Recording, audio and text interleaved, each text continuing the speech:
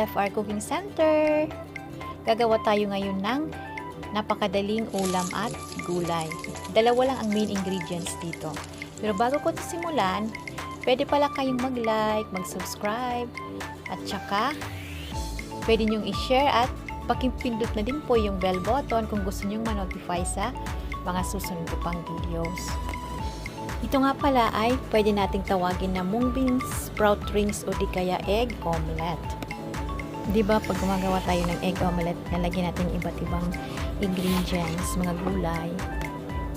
So dito, hinihiwa natin ng mga 1.5 inch yung kapal ng ng rings, yung bell pepper. Nasa sa inyo kung anong kulay, kung may pula, yellow o green.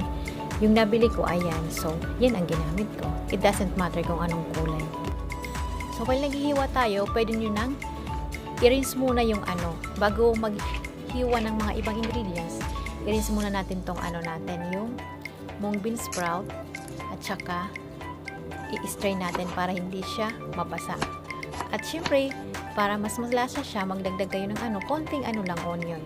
At saka pagsamasamahin na natin ang itlog, yung black pepper, yung chicken powder at saka soy sauce sa pag-beat natin.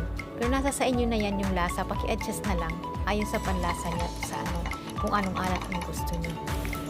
Nakikita niyo naman sa video, 3 itlog yung ginamit natin. Tapos yung bean sprout natin, 2 cups.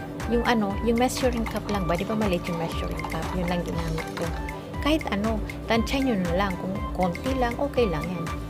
Tapos, sa pag natin dito, halimbawa, pag maliliit yung gagamitin yung rings, bell pepper rings, medyo idiin nyo yung tinidor para ma-break lang yung bean sprout natin at syempre kumasya sa rings na gagamitin natin. Sa pagprito natin dito, gumamit kayo ng non-stick pan para hindi siya maaksaya o hindi kayo gagamit ng madaming mantika, mas healthy siya.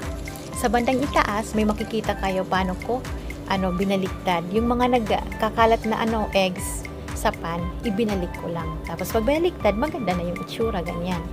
Huwag yung masyadong matagal na iluto para pag ninuya natin yung yung gulay natin, may lutong pa siya at saka mas healthier siya. Nakikita nyo naman yan ang itsura ng gulay natin. So ito na yung final product natin. Maraming salamat!